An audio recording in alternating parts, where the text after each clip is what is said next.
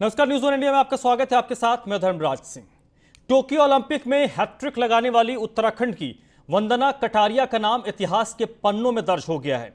हरिद्वार की रहने वाली वंदना ने दक्षिण अफ्रीका के खिलाफ करो या मरो के मैच में एक के बाद एक 3 गोल दागकर टीम को जीत दिलाई है। उनके इस प्रदर्शन की बदौलत भारत ने इस दक्षिण अफ्रीका के टीम को 4-3 से हराया और टोक्यो 2020 की ओलंपिक की महिला हॉकी के क्वार्टर फाइनल में पहुंचने की अपनी उम्मीदों को बरकरार रखा है। इसके बाद हरिद्वार में वंदना के परिवार में खुशी का माहौल है। वंदना ने अपनी ऐतिहासिक उपलब्धि से दिवंगत पिता को श्रद्धांजलि दी है। वंदना अपनी तैयारी के कारण पिता के निधन पर भी गांव नहीं आ पाई थी। वंदना की इस उपलब्धि पर परिवारजन, ग्रामीणों में जश्न का माहौल है। बहादुराबाद ब्लॉक क्षेत्र के रोशनाबाद गांव की रहने वाली वंदना कटारिया ने पढ़ाई के साथ साथ हॉकी को अपना करियर बनाने के लिए जी जान से मेहनत की है और आज उस मेहनत का नतीजा टोक्यो में नजर आया।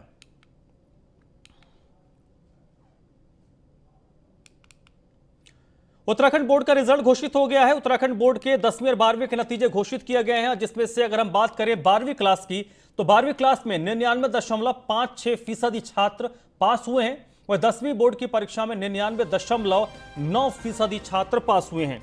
10वीं में लड़के तो 12वीं में लड़कियों ने बाजी मारी है। उत्तराखंड के 10वीं और 12वीं के नतीजे घोषित किए गए। उत्तराखंड बोर्ड के परीक्षा परिणाम को अगर हम देखें तो 12वीं क्लास में 99.56% छात्र पास हुए हैं, वहीं 10वीं का परिणाम 99.9% रहा है। 10वीं में लड़के तो 12वीं में लड़कियों ने बाजी मारी है।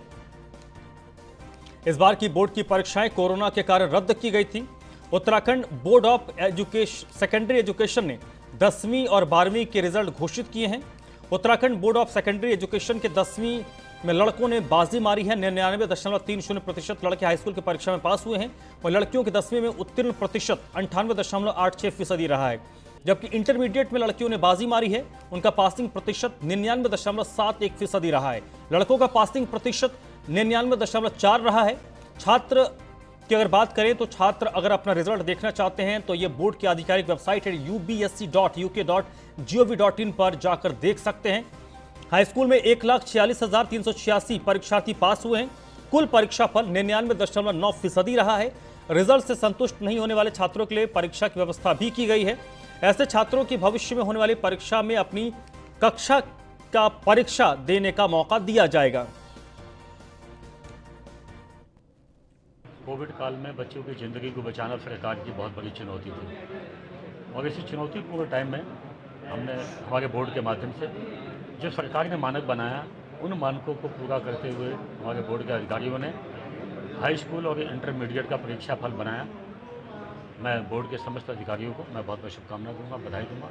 कोविड काल में बच्चों की ज़िंदगी को बचाना सरकार की बहुत बड़ी चुनौती थी और इसी चुनौतीपूर्ण टाइम में हमने हमारे बोर्ड के प्रधानमंत्री आवास योजना के तहत ग्रामीण अंचलों में रहने वाले लोगों को राज्य सरकार ने आवास योजना का लाभ देना शुरू कर दिया है। इसी क्रम में कुछ लाभार्थियों को मुख्यमंत्री पुष्कर सिंह धामी, मंत्री यतीश्वर आनंद ने पात्रता प्रमाण पत्र दिया। मौके पर लोगों ने राज्य सरकार की योजना का लाभ देने के लिए आभार भी व्यक्त किया है।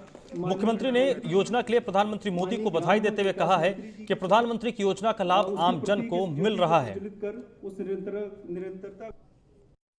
प्रधानमंत्री जी की ये योजना प्रत्येक जो समाज के अंतिम छोर में खड़े हुए गरीब हैं, मजदूर हैं, जिनके पास अपना आवास नहीं है, उनको आवास मिले, उसके लिए योजना चलाई जा रही है। और आज इस योजना के 16,472 लोगों को इससे सीधे सीधे लाभ मिलने वाला है, उनको आवास मिलने वाले हैं और 1,30,000 रुपये की धनराशि उनके सीधे खातों में 3 किस्तों के माध्यम से उनके खातों में पहुंचेगी। 60, 40 और 30 के रेशियो में, यानी कि पहली किस्त 60 की, दूसरी 40 की और तीसरी वाली 30 की। इस बारे में बहुत अच्छा कार्य किया है, अच्छा कर रहे हैं गरीबों के लिए वो। इससे आप इस पहल को कितना अच्छा मानते हैं? अच्छा तो अच्छा ही है, मकान रहने को छुपाने के लिए। आगे चल रहा है तुम्हारे नहीं रहा यार। देहरादून में 127 टीए बटालियन ने कई एनजीओ के साथ मिलकर पौड़ी जिले में कोरोना राहत सामग्री पहुंचाई है। आपको बता दें, मुख्यमंत्री पुष्कर सिंह धामी ने राहत सामग्री ट्रक को फ्लैग ऑफ कर रवाना किया। इस दौरान सीएम ने कहा कि सेना और एनजीओ की ये पहल निश्चित ही जरूरतमंद लोगों को राहत देने का काम करेगी। वह बेंगलोर से देहरादून पहुंचे एनजीओ के अध्यक्ष एस मयूर ने कहा है कि वो कोरोना काल में देश भर में राहत सामग्री पहुंचाने का काम कर रहे हैं।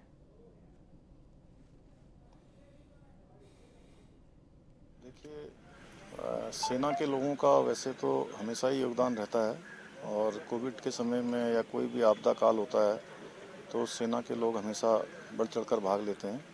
आज यहाँ पर 127 टीए बटालियन, इसमें गुलाब सिंह रावत जी जो हमारे मेजर जनरल हैं की अगुवाई में और बहुत सारे एनजीओ ने मिलकर जो यहाँ पर राहत सामग्री दी है वो उसका आज एक ट्रक यहाँ से रवाना किया गया है। निश्चित रूप से ऐसे ज़रूरतमंद लोग जिनको वास्तव में सहायता की ज़रूरत है, सामान की आवश्यकता है, वो किन्हीं कारणों से जो है अभाव में है, उन सबको बड़ा राहत देने का काम करेगी। मैम हम पूरा इंडिया में कर रहे हैं, कश्मीर से लेकर कन्याकुमारी तक ये प्रोग्राम करना चाहते हैं क्योंकि ऑक्सीजन बेड्स बहुत इंपॉर्टेंट है।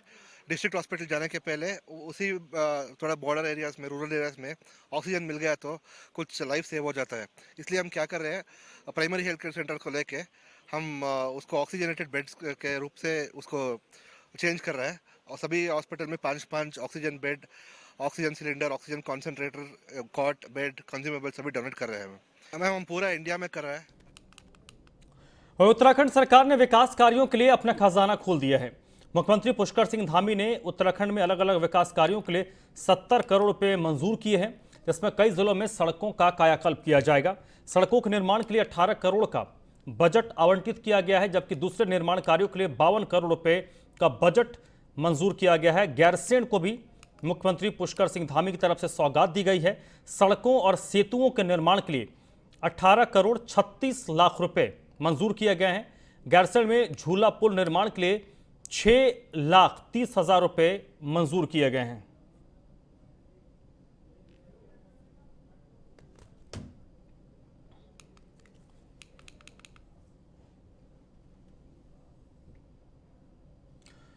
सूत्रों के हवाले से उत्तराखंड से बड़ी खबर है। बीजेपी के प्रदेश अध्यक्ष को हटाए जाने की चर्चा सियासी गलियारों में चल रही है। बीजेपी के प्रदेश अध्यक्ष मदन कौशिक को उनके पद से हटाया जा सकता है और उनकी जगह पर ज्योति प्रसाद ग्यारोला और महेंद्र भट्ट का नाम चर्चा में चल रहा है। हालांकि विधायक हैं विनोद चमोली, इनका भी नाम चल रहा है कि इनको भी प्रदेश अध्यक्ष जिम्मेदारी दी जा सकती है। बीते दिनों जो संगठन की बैठक हुई है उसमें कई मामलों को लेकर चर्चा हुई है। और रही बात वर्तमान प्रदेश अध्यक्ष की, तो मदन कौशिक भी नहीं चाहते कि वो प्रदेश अध्यक्ष रहें। मदन कौशिक खुद प्रदेश अध्यक्ष का पद छोड़ना चाहते हैं। सोर्सेस की मार्फत लगातार ये बड़ी खबर उत्तराखंड की सियासत से उभरकर सामने आ रही है।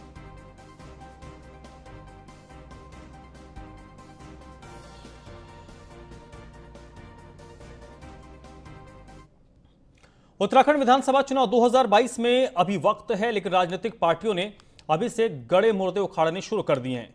इन दिनों सोशल मीडिया पर उत्तराखंड के पूर्व सीएम हरीश रावत की एक फोटो वायरल हो रही है। इस फोटो में हरीश रावत का धर्म विशेष की टोपी लगाने पर मौलाना कहा जा रहा है।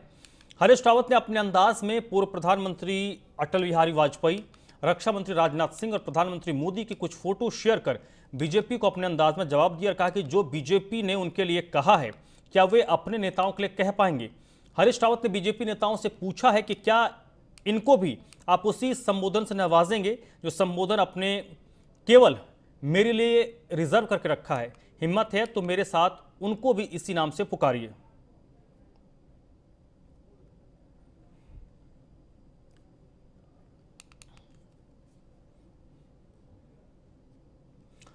उत्तराखंड में मूसलाधार बारिश का सिलसिला लगातार जारी है। ऐसे में पहाड़ी और मैदानी क्षेत्रों में जनजीवन अस्त व्यस्त हो गया है। वहीं हरिद्वार की ज्वालापुर विधानसभा सीट में बारिश के बाद क्षेत्रीय विधायक सुरेश राठौर ने प्रशासनिक अधिकारियों के साथ निरीक्षण किया। विधायक ने अपनी विधानसभा सीट में पड़ने वाले दर्जनों गांव के लोगों का हालचाल जाना। विधायक ने नुकसान की भरपाई के लिए मुआवजा दिलवाने का आश्वासन दिया है। विधायक ने बताया कि 45 करोड़ की लागत से पुल का निर्माण किया जा रहा है और वो भी जल्द ही स्वीकृत हो जाएगा। सर्वे आज हमने लोक निर्माण विभाग, सिंचाई विभाग, उनके अधिशासी अभियंता, कृषि के लोग और राजस्व के लोग, लेखपालगण, राजस्व के अधिकारी और जो अन्य अधिकारी गण थे उनको लाकर मौका मुआयना कराया। जहाँ जहाँ क्षति हुई थी विधानसभा ज्वालापुर में, उसकी पूर्ति के लिए हमने तत्काल कहा कि जो राहत राशि देनी है किसानों को वो मुहैया करा दें, और जहाँ जहाँ सड़कें टूटी हैं, पुल टूटे हैं, रास्ते अवरुद्ध हैं, उनको खोला जाए और निर्माण उनका करा जाए। जिस स्थान पर खड़े हैं हमने 45 करोड़ की लागत से यहाँ पर पुल की स्वीकृति के लिए दे रखा। उत्तराखंड पुलिस ने चमोली जनपद के गैरसैंण के पोस्ट ऑफिस में चोरी का खुलासा किया है। आपको बता दें कि 11 जुलाई को आधी रात को 3 अज्ञात बदमाशों ने पोस्ट ऑफिस का ताला तोड़कर 32,19,600 रुपए की चोरी की थी। मामले में पुलिस ने 2 आरोपियों को काशीपुर और एक आरोपी को जनपद अल्मोड़ा के सोमेश्वर से गिरफ्तार किया है। पहाड़ों में हुई इस बड़ी चोरी का खुलासा करने वाली टीम को डीजीपी ने 11,000 का इनाम देने का ऐलान किया है। आरोपियों के पास से 20 लाख नकदी और एक एप्पल आईफोन के साथ साथ 26,000 के 2 मोबाइल और लैपटॉप बरामद किए गए हैं। जुलाई को जो है गैरसैंण में एक 32 लाख डाकपाल जो है हिमांशु नेगी, इनके द्वारा जो है ये चोरी का प्रकरण लिखाया गया था। पहाड़ में ये संभवतः सबसे बड़ी चोरी अब तक की मानी जा रही थी हमारे स्तर से। तो डीजी महोदय ने इसमें बहुत कड़ा संज्ञान लेते हुए इसमें एसटीएफ को भी लगा दिया गया था, और जो है जनपद पुलिस के साथ मिलकर लगातार इसमें वर्किंग की जा रही थी। और रोज़ाना की जो अपडेट थी, जिसमें हमने कई मुखबिर, मैनुअल पुलिसिंग, सर्विलांस और जो है इसके माध्यम से फाइनली केस को वर्कआउट किया। और 30 तारीख को जो इसका मुख्य अभियुक्त है जो कैलाश नेगी है, इसको काशीपुर से 30 तारीख को गिरफ्तार किया। उसके पास से 10 लाख की बरामदगी हुई है, और उसके बाद जो है अन्य अभियुक्त है उसकी तलाश भी करके जो है अगले दिन उनको भी जो है नरेंद्र सिंह नेगी और राजू गिरी, इन 2 लोगों को भी गिरफ्तार किया गया। उनके पास से भी जो है 10 लाख की रिकवरी हुई है। 11 जुलाई रुड़की के किशनपुर गांव में 4 बच्चे फूड पॉइजनिंग का शिकार हो गए, जिनकी हालत बिगड़ने पर पड़ोसियों ने उन्हें जिला सिविल अस्पताल में भर्ती करवाया, जहां चारों बच्चों का इलाज किया गया। फिलहाल सभी बच्चे खतरे से बाहर हैं। बताया जा रहा है कि पड़ोस की दुकान से बच्चों ने चीनी मंगाई थी, जिसको उन्होंने चाय बनाकर पी। कुछ समय के बाद पेट में जलन और उल्टी की शिकायत के बाद बच्चे बदहवास हो गए। डॉक्टर्स का कहना है कि बच्चों को अस्पताल लाया गया है और इस मामले में चीनी की शिकायत बताई जा रही है। हमारी तरफ से चीनी भी मंगवा ली गई है, जिसको जांच के लिए भेजा जा रहा है। वो बच्चों का इलाज अभी चल रहा है। सभी बच्चों की हालत खतरे से बाहर है। ये हमारे पास 4 बच्चे आए हैं, 2:15 पर आए हैं लगभग। तो ये अपनी कंप्लेंट लेके आए हैं कि इन्होंने चाय पी है, उसके बाद इनकी तबीयत ख़राब हुई है। किसी को चक्कर आ रहे हैं, किसी को पेट में जलन हो रही है, किसी का उल्टी आ रही है। इस तरह की कंप्लेंट लेके आए हैं। इनका हमने उपचार कर दिया है। सभी के वाइटल्स जो है नॉर्मल हैं। अभी सारे पेशेंट स्टेबल हैं। सारे पेशेंट वार्ड में लेटे हुए हैं, जिसमें से एक बच्ची थोड़ा ज़्यादा दिक्कत दे रही थी। पौड़ी कोतवाली क्षेत्र में एक नाबालिग लड़की का आपत्तिजनक वीडियो सोशल मीडिया पर वायरल करने का मामला सामने आया है। पुलिस ने पीड़िता की मां के तहरीर पर आरोपी के खिलाफ पॉक्सो और धमकी देने, वीडियो वायरल किए जाने जैसे गंभीर धाराओं में मुकदमा दर्ज करने के साथ ही जांच भी शुरू कर दी गई है। सीओ पौड़ी प्रेमलाल टमटा के मुताबिक पौड़ी के एक युवक ने नाबालिग किशोरी को पहले आपत्तिजनक वीडियो बनाने के लिए उकसाया, फिर वीडियो को सोशल मीडिया के माध्यम से वायरल किए जाने की धमकी दी। बाद में नाबालिग के दबाव में नहीं आने पर युवक ने आपत्तिजनक वीडियो सोशल मीडिया पर वायरल कर दिया।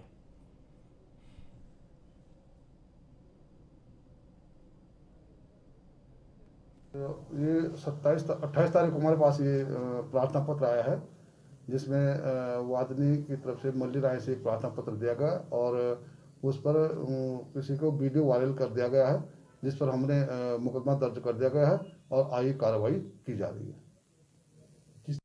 आपत्तिजनक स्थिति में वीडियो बताया गया है और उन्हीं धाराओं हमने इसको मुकदमा दर्ज कर दिया गया है। डोईवाला में शहीद उधम सिंह की पुण्यतिथि पर कार्यक्रम का आयोजन किया गया। बुल्लावाला में उनके शहीद स्मारक पर क्षेत्रवासियों ने फूल अर्पित कर उनको याद किया। साथ उन्हें श्रद्धांजलि देते हुए नृशंस हत्याकांड के दोषियों को अंजाम तक पहुंचाने पर उनकी तरफ से किए गए कामों की सराहना की गई। जिला पंचायत सदस्य टीना सिंह ने कहा कि ऐसे देशभक्त की वजह से ही हम स्वतंत्र देश में जी रहे हैं और हमें ऐसे स्वतंत्रता सेनानियों को हमेशा याद रखना चाहिए, जिन्होंने हमारे देश के लिए अपना सर्वोच्च बलिदान दिया। शहीद उधम सिंह को आज ही के दिन 1940 में हत्या का दोषी करार देते हुए फांसी दे दी गई थी।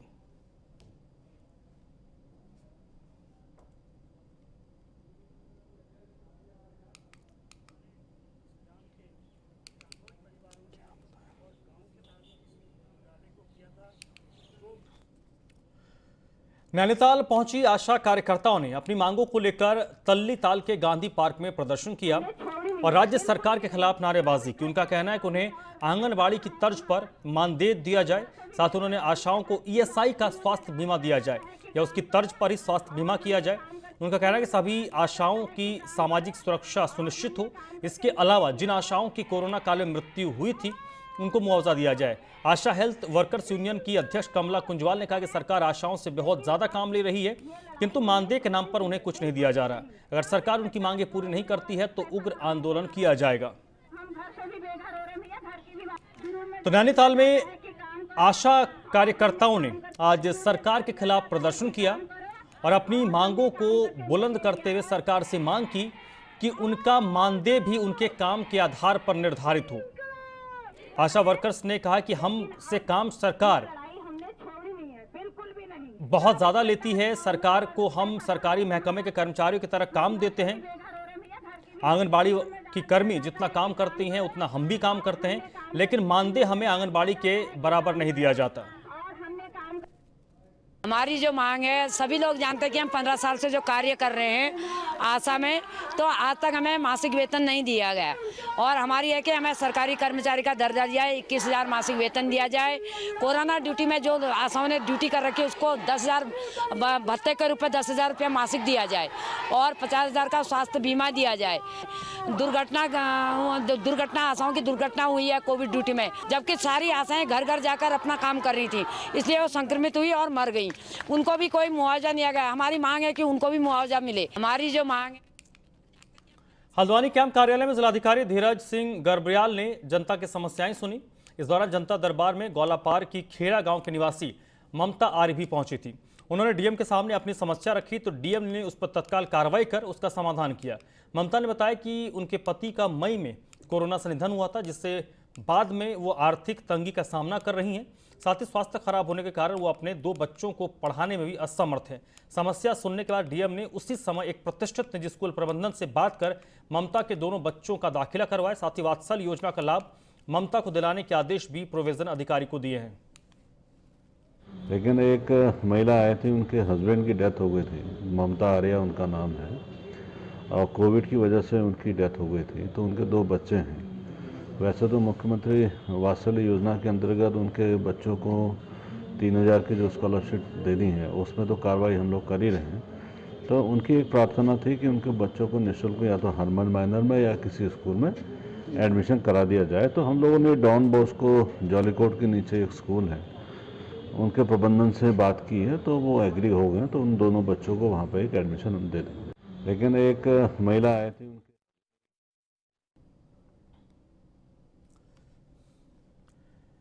एक महिला का अपने फरियाद लेकर डीएम से मिलने के लिए गई थी। कैंप कार्यालय में जनता दरबार लगाया गया था।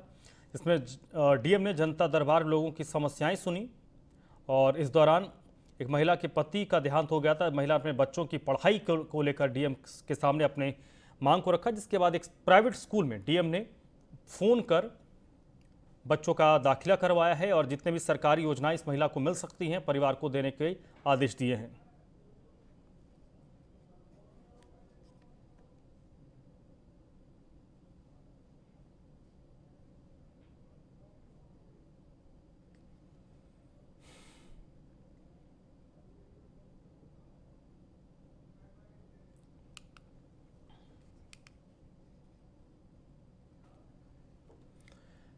राष्ट्रीय राजधानी दिल्ली के लाडो सराय में स्थित लिटिल फ्लावर चर्च को तोड़े जाने को लेकर जब प्रदर्शन हो रहा था तब न्यूज ऑन इंडिया की टीम मौके पर पहुंची। हमारे संवाददाता टीपू सुल्तान, किरणपाल और जिवरान खान वहां पहुंचे और हिम्मत के साथ पहुंचे और उनसे ये जानने की कोशिश की ये प्रदर्शन किस लिए हो रहा है, चर्च को किसने तोड़ा और वो यहाँ पर क्यों विरोध प्रदर्शन कर रहे हैं। उनके इसके बारे में कुछ पता नहीं था, उनको पता ही नहीं था कि उनके वहाँ पर मौजूदगी का। आप देखिए इन सारे प्रदर्शनकारियों को ऑन द स्पॉट।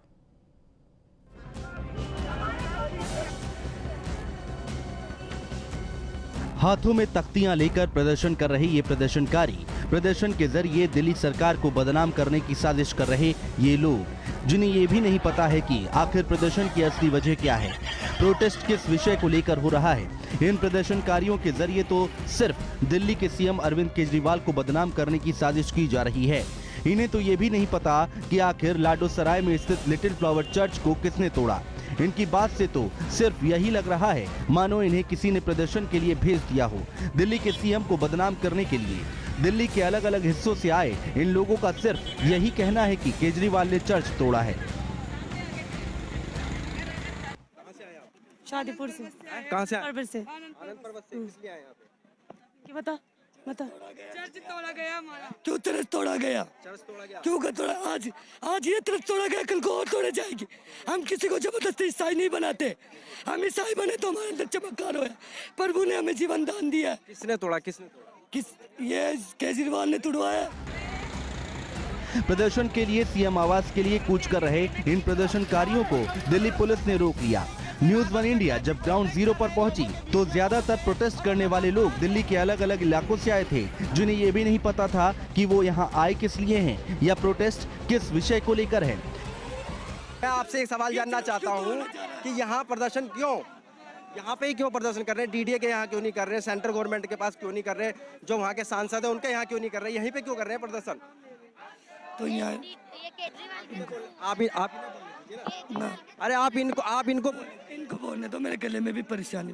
तोड़ा गया इसलिए आया। चर्च कहाँ का तोड़ा गया है? यही पर, ये क्या नाम है? इस नाम इसको पता, हम पढ़े लिखे नहीं है। पढ़े लिखे नहीं है हाँ। तो क्या केजरीवाल जो है हिंदू मुस्लिम की राजनीति कर रहे हैं? अभी ये तो नहीं कह सकते, कोई पक्का पता हो फिर तो हम बोल भी सके कि भाई केजरीवाल ने तोड़ा है या फिर और किसी ने तोड़ा? केजरीवाल का भी नाम आ रहा है। केजरीवाल का भी नाम। हाँ। प्रदर्शनकारियों से मिलने आम आदमी पार्टी के प्रवक्ता राघव चड्ढा मौके पर पहुंचे और उन्हें समझाने की कोशिश की। इस सारे मामले में दिल्ली सरकार की कोई गलती नहीं है और दिल्ली सरकार चर्च के साथ है। इस पूरे मामले को लेकर विरोध कर रहे लोग किसी की बात को सुनने को तैयार नहीं थे। इस वक्त मेरे साथ मौजूद हैं राघव चड्ढा जी। सीएम हाउस पे चर्च को तोड़ने को लेकर के प्रदर्शन हुआ और राघव चड्ढा जी सीधा उनके बीच में पहुंचे और पूछा कि दिक्कत क्या है, सवाल क्या है। और वहाँ जो लोग आए थे उन लोगों को ये नहीं पता था कि हम यहाँ आए किस लिए हैं। सीधा राघव चड्ढा जी से सवाल लेना चाहूँगा कि राघव चड्ढा जी सीधा बताइए कि ये लोग किस तरीके से प्रोटेस्ट कर रहे हैं, यहाँ आ रहे हैं, भीड़ लगा रहे हैं और कुछ चुनिंदा लोग यहाँ पे आकर के और जिन्हें ये भी नहीं पता कि यहाँ आए किस लिए हैं। देखिए, कुछ लोग मुझे बता रहे थे, जब मैं मौके पे पहुंचा मैंने बात करी तो भले वो मुझसे पैसे मांगने लगे कि भाई आपने 500-800 रुपये का हमें कहा था किसी ने कि यहाँ पहुंच जाओ, 800 रुपये मिलेंगे, प्रोटेस्ट करना होगा और प्रोटेस्ट के बाद में किसी को 500 तो किसी को 800 रुपये दे देंगे। वो मुझसे मांगने लगे। मैंने कहा भैया मैंने थोड़ी बुलाया है। तो पता लगा शायद कांग्रेस से किसी पार्षद ने इनको यहाँ भेजा है कि वहाँ जाकर बैठ जाओ और चर्च की बात करो। तो मैंने पूछा कौन सा चर्च की बात, तो किसी को पता नहीं। कोई मादीपुर से आया है, कोई शादीपुर से आया है, कोई दरियागंज से आया, कोई शादरा से आया, किसी को कुछ नहीं पता। और जो 2-4 लोग शुद्ध रूप से राजनीति करने आए थे, जो सवाल पूछ रहे थे, उनसे मैंने पूछा तो कहते हैं चर्च तोड़ा गया। तो मैंने उनके सामने ये चिट्ठी रख दी। मैंने कहा ये लिटिल फ्लावर चर्च के फादर, उनके हेड प्रीस्ट फादर जोस की चिट्ठी है। वो कह रहे हैं कि केजरीवाल सरकार का इस मुद्दे से कुछ लेना देना नहीं, आम आदमी पार्टी की सरकार का, किसी नेता का कुछ लेना देना नहीं, इस पे राजनीति ना हो। और ये भी लिख रहे हैं कि भला अरविंद केजरीवाल जी और मुख्यमंत्री साहब हमारी मदद कर रहे हैं इस विषय में, ही इज हेल्पिंग अस। फिर भी ये लोग राजनीति कर रहे हैं। तो मैंने इनसे पूछा, मैंने कहा कौन सी पार्टी से आए हो, ये तो बता दो कम से कम, बीजेपी से हो कि कांग्रेस से हो। तो शायद कुछ समझ में आ रहा है कि अधिकतम लोग कांग्रेस से हैं, कुछ लोग बीजेपी के भी हैं, मिक्स हैं। तो ये लोग मिलकर आगामी चुनाव क्या लग रहा है कि दिल्ली का माहौल खराब करने की कोशिश की जा रही है? मैं इनको चुनौती देना चाहता हूँ, चेतावनी देना चाहता हूँ कि दिल्ली के लोग और देश के लोग इस संविधान के प्रति अपनी सच्ची श्रद्धा व निष्ठा रखते हैं। सब लोग प्यार से, भाईचारे से, अमन शांति के साथ रहना जानते हैं। अगर हमारे देश का माहौल खराब करने की कोशिश करोगे तो लोग आपकी पार्टी का माहौल खराब कर देंगे, आपकी पार्टी को खराब कर देंगे, आपका इलेक्टोरल बेस हिला देंगे।